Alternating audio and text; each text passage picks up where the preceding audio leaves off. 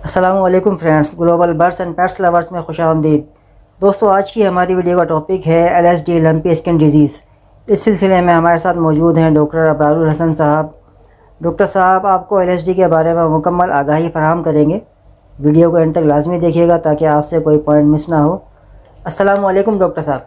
वालेकुम अस्सलाम खालिद भाई। जैसा कि आपको पता है कि पाकिस्तान के अंदर इस वक्त हार्ट इशू जो चल रहा है वो है LSD बेसिकली हम कह सकते हैं कि ये हमारी लंपी स्किन डिजीज़ है। अब लंपी स्किन डिजीज़ के बारे में काफ़ी सारी जो हैं लोगों की आराय हैं। हम इसे एज ए वेटनेरियन डिफ़ाइन कैसे करते हैं। ये एक वायरल डिज़ीज़ है जो क्या करती है, जानवरों में लम्प्स और नोड्यूल्स पैदा करती है। इस वायरस में बेसिकली कैप्रीपॉक्स वायरस जो इसका काजेटिव एजेंट है, जो इस बीमारी को जानवरों में मुंतकिल करता है।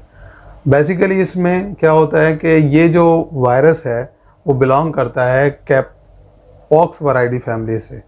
पॉक्स वैरायटी आप सिंपली ये कह सकते हैं कि ये स्मॉल पॉक्स और गोट पॉक्स इस तरह ही हैं जिस तरह गोट हमारी बकरियों में और हमारे शीप वगैरह में, हमारे भेड़ों में आती हैं, इसी तरह ये बीमारी आ रही है हमारे बड़े जानवरों में।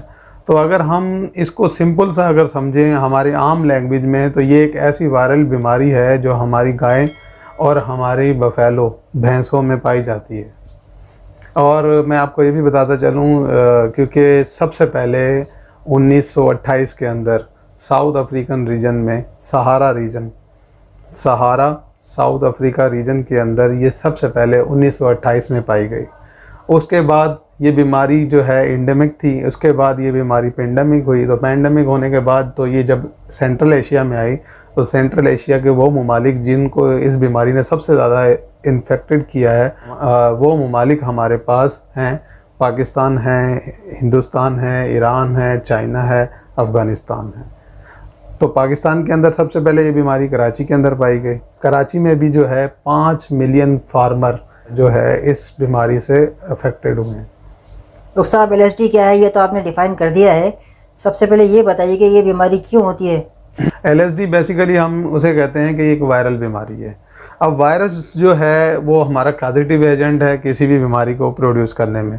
तो इसमें क्या होता है कि वायरस जो है एक जानदार से दूसरे जानदार में मुंतकिल होता है। जिसके जब मुंतकिल होता है उस दूसरे जानदार में, तो वो वहाँ क्या करता है कि उसका एक इंक्यूबेशन पीरियड है 5 से 9 दिन। LSD का इंक्यूबेशन पीरियड है। इस 5 से 9 दिन के अंदर क्या करता है, वायरस अपनी मल्टीप्लिकेशन कर स्किन के अंदर नोड्यूल्स पैदा करता है और लम्प्स पैदा करता है, जिससे स्किन में बड़े बड़े खड्डे से नुमा नज़र आते हैं, दाग पड़ जाते हैं और बड़े बड़े क्या नाम है लम्प्स, जिसे हम फुंसी वगैरह कहते हैं, वो पड़ जाते हैं। ये जो है लम्प्स कहाँ कहाँ पाए जाते हैं, माउथ में पाए जाते हैं, आपके गम्स में पाए जाते हैं, नेज़ल माना नाक के आसपास पाए जाते हैं, पूरी की पूरी स्किन पर होते हैं। और ये जो दूधेल जानवर होते हैं, जो हमारे जानवर दूध देते हैं, उनके क्या नाम है दूध वाली जगहों पर भी पाए जाते हैं। तो ये इस बीमारी की करैक्टरिस्टिक्स हैं। डॉक्टर साहब, क्या ये बीमारी जानवरों से इंसानों में मुंतकिल हो सकती है। देखें खालिद भाई, इस पर जो है वर्ल्ड एनिमल हेल्थ ऑर्गेनाइजेशन की एक रिपोर्ट है कि ये वायरल बीमारी जो है डायरेक्ट कांटेक्ट से क्या नाम है ट्रांसफ़र होती है। डायरेक्ट कांटेक्ट से सिंपली हम इस तरह कह सकते हैं कि जानवर से जानवरों के अंदर, मिसाल के तौर पर 2 जानवर हैं, उनके दरमियान ये कांटेक्ट हो सकता है। ह्यूमन के अंदर इसका कोई कांटेक्ट नहीं है। उनके दरमियान भी कांटेक्ट किस लेवल पर हो सकता है, मैं आपको बताता चलूँ कि इसका जो वेक्टर है जो इस बीमारी को ट्रांसफ़र करता है, वो वेक्टर बाइटिंग फ्लाई है, इंसेक्ट्स हैं, मॉस्किटोज़ हैं, फ्लीज़ हैं और ऐसे इंस्ट्रूमेंट जो मिसाल के तौर पे सिरिंज होगी, नीडल्स होगी, जो एक जानवर से लगकर दूसरे जानवर में लगती हैं। इस बीमारी में जो मुब्तला दूसरा जानवर होता है वो दूसरे कॉन्टेक्ट से होता है। तो ये वेक्टर बॉर्न डिजीज़ है। ये इसके अलावा ये डिज़ीज़ ह्यूमंस में अभी तक रिपोर्ट नहीं की गई। अच्छा, इसके अलावा मैं आपको ये भी बताता चलूँ कि इस बीमारी के हवाले से ये बड़ी हमारे माशरे में आम राय है कि ये बीमारी जो है दूध और गोश्त के ज़रिए भी फैलती है। पर हमारी क्या नाम है एनिमल हेल्थ ऑर्गेनाइजेशन ने ये बात को डिनाई किया है कि दूध और क्या नाम है गोश्त से ये बीमारी इंसानों तक नहीं फैलती। दोस्तों क्या LSD से मुतासिर जानवर मुकम्मल तौर पर सेहतयाब हो सकते हैं? देखें, LSD एक वायरल डिजीज़ है। वायरल डिजीज़ अपने एक टेन्योर में रहती है। मिसाल के तौर पे उसका एक प्रॉपर वक्त है जब एक वायरस बॉडी के अंदर इंटर हुआ। अब बॉडी के अंदर वायरस जब इंटर आने के बाद वो अपनी मल्टीप्लिकेशन शुरू करता है। मल्टीप्लिकेशन के बाद वो जिस्म को नुकसान देना शुरू करता है। नुकसान देते देते वो एक टाइम ड्यूरेशन के अंदर, जिसे हम इंक्यूबेशन पीरियड कहते हैं, उस इंक्यूबेशन पीरियड के अंदर वो क्या करता है, जानवर के अंदर अपने साइन एंड सिम्टम शो करता है।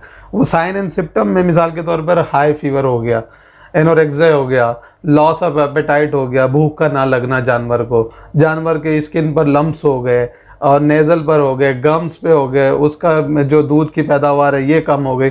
इस पूरे ड्यूरेशन के अंदर इसे लगते हैं 5 से 9 दिन।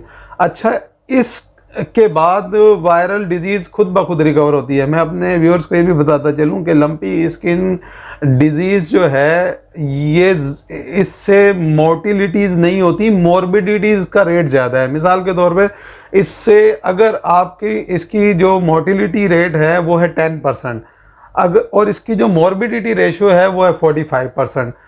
इसमें Sindh government department of livestock Sindh government का इस पर रिपोर्ट है अप्रैल 2022 में, जब यहाँ पर 36,000 जानवर इंटीरियर सिंध के अंदर इन्फेक्टेड हुए थे LSD से।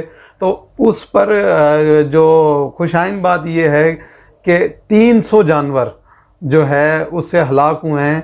बाकी अल्हम्दुलिल्लाह सब के सब जानवर जो हैं वो क्या हो गए हैं, रिकवर कर चुके हैं। तो इसका जो मोर्टिलिटी रेशो कम है, मॉर्बिडिटी रेशो बहुत ज़्यादा है। ये इन्फेक्शियस डिजीज़ है, बहुत जल्दी ट्रांसफ़र होती है एक जानवर से दूसरे जानवर। डॉक्टर साहब, अगर कोई जानवर LSD का शिकार हो जाता है तो उसका ट्रीटमेंट क्या होना चाहिए? देखिए, सबसे पहले तो आप खालिद भाई इस बात को मद्देनज़र रखें कि वायरल बीमारी का कोई ट्रीटमेंट, मैं अपने व्यूअर्स को ये बताता चलूँ कि वायरल बीमारी की कोई ट्रीटमेंट नहीं होती। हाँ, जो इसकी वजह से सेकेंडरी बैक्टीरियल इन्फेक्शंस होने हैं जिस्म के अंदर, उसकी सपोर्टिव थेरेपी होती है। मिसाल के तौर पर लम्प्स जब स्किन में पड़ जाते हैं तो दूसरे बैक्टीरिया और दूसरे फंगस क्या करती हैं, बॉडी पर अटैक करती हैं, जिसके लिए हमें ऐसे क्या करते हैं, हम एंटीबायोटिक्स वगैरह चलाते हैं।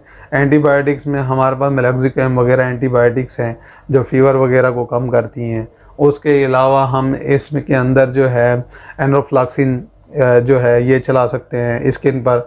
पेंसिलिन जो है हम वो दे सकते हैं।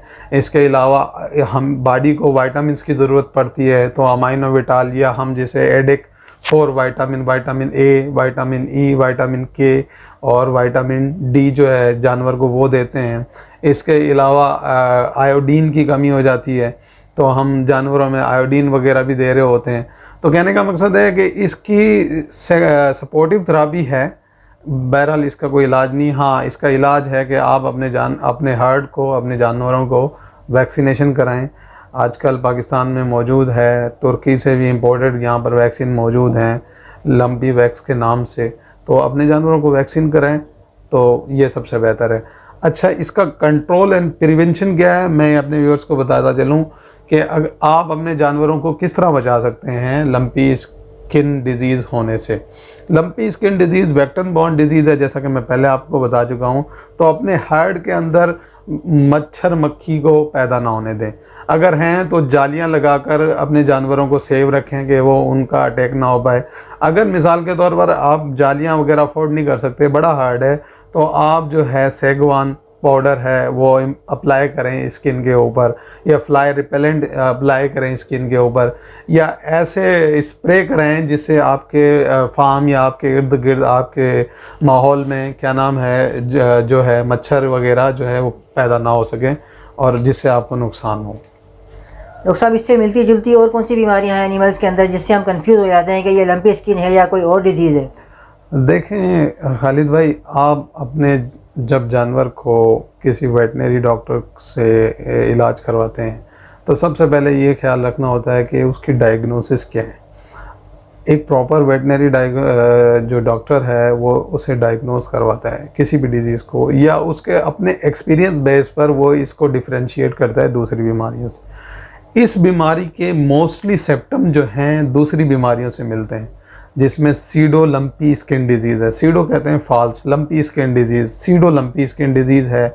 उसके अलावा ऑनकोसिरियासिस एक ऐसी डिजीज़ है जो क्या नाम है पैरासाइट्स पैदा करते हैं हमारे, ठीक है। उसके बाद इंसेक्ट बाइट एलर्जीज़ है, काफ़ी दफ़ा हमारे इंसेक्ट बाइट करते हैं तो जानवरों में एलर्जिक हो जाते हैं, जिसकी वजह से भी स्किन पर लम्स वगैरह पैदा हो जाते हैं। और इसके अलावा BVD बोवाइन वायरल डायरिया और रेंडर पेस्ट, ये वो बीमारियां हैं 4-5 जो हमारी लंपी स्किन डिजीज़ से मिलती हैं।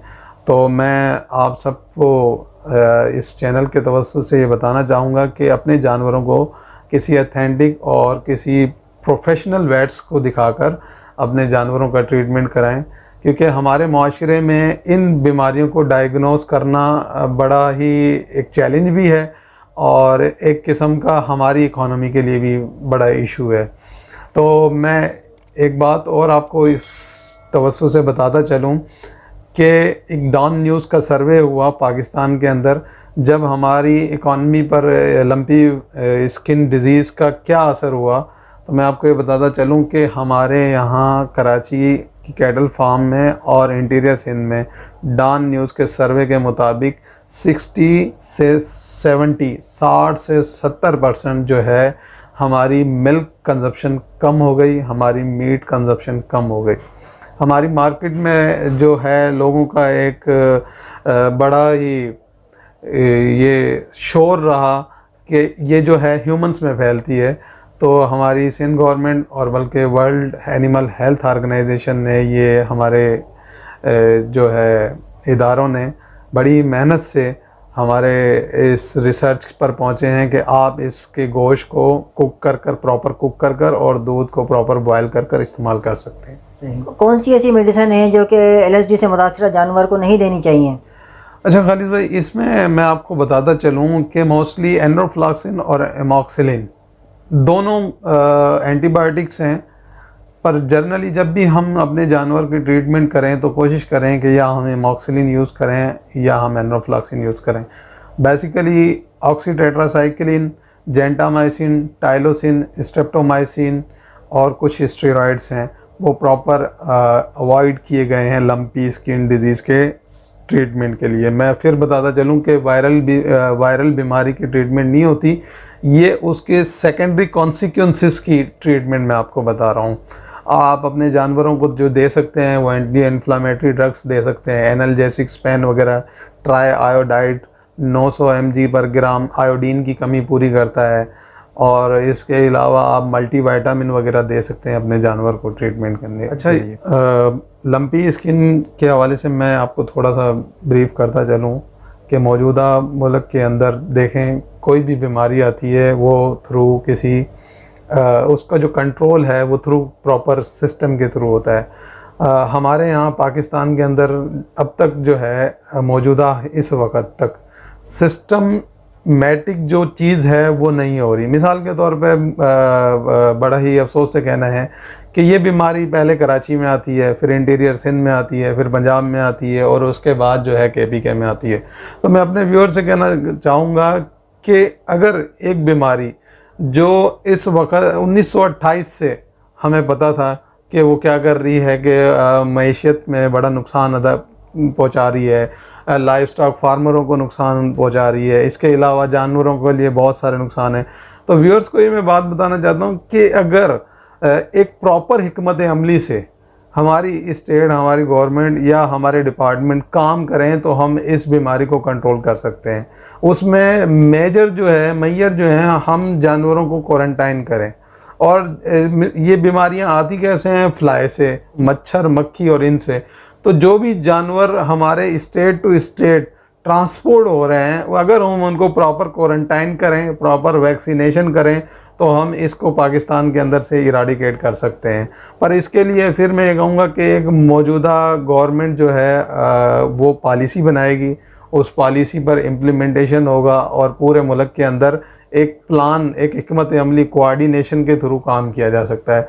तो ये कोई ऐसी बीमारी नहीं है जिसका कोई अल्लाह ना करे कि जिससे बहुत सारे नुकसानात हो सकते हैं, बहुत सारी वबाएं होती हैं। दुनिया में बीमारियां आती रहती हैं और दुनिया में उसका इलाज है।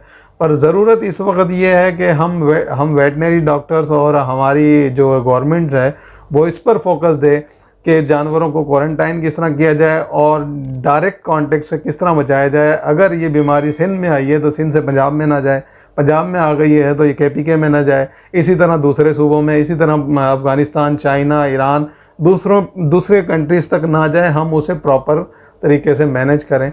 अदरवाइज़ ये बीमारी कोई इतनी वो नहीं है। और मैं अपने व्यूअर्स को बताता चलूँ कि अगर आप समझते हैं कि लंपी स्किन डिजीज़ आपको कोई ऐसा जानवरों को प्रॉब्लम फेस कर रहे हैं, तो मैं अपना कांटेक्ट नंबर शेयर कर रहा हूँ इस वीडियो के थ्रू। तो मैं आपको फ्री कंसल्टेंसी दूंगा और आप मुझसे बेझिझक इसके बारे में कुछ भी सवाल जो आप पूछ सकते हैं। डॉक्टर साहब, मैं आपका बेहद मशकूर हूँ कि आपने हमारे व्यूवर्स के लिए टाइम निकाला। Thank you so much. अल्लाह हाफिज़। थैंक यू जी, अल्लाह हाफिज़।